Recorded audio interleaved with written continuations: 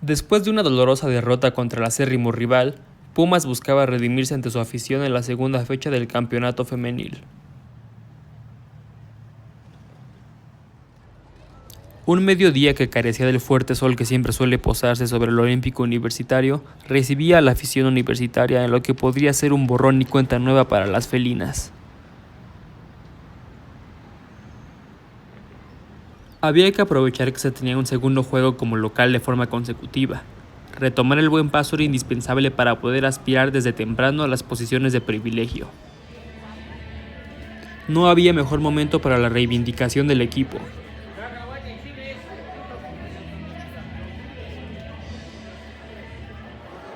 El juego empezó y el aliento de la gente también. Al poco tiempo de iniciado el encuentro, Pumas marcó y Atlas empató, aunque un penal le regresó la vida a Pumas.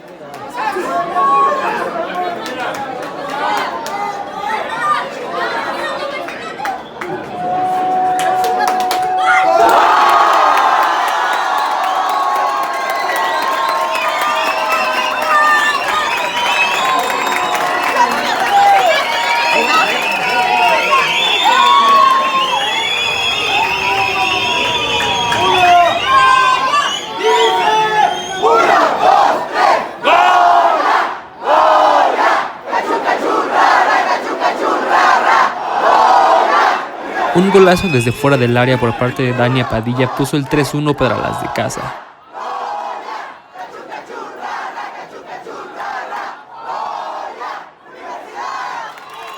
En el segundo tiempo llegó el 4-1 definitivo por parte de Paola Chavero.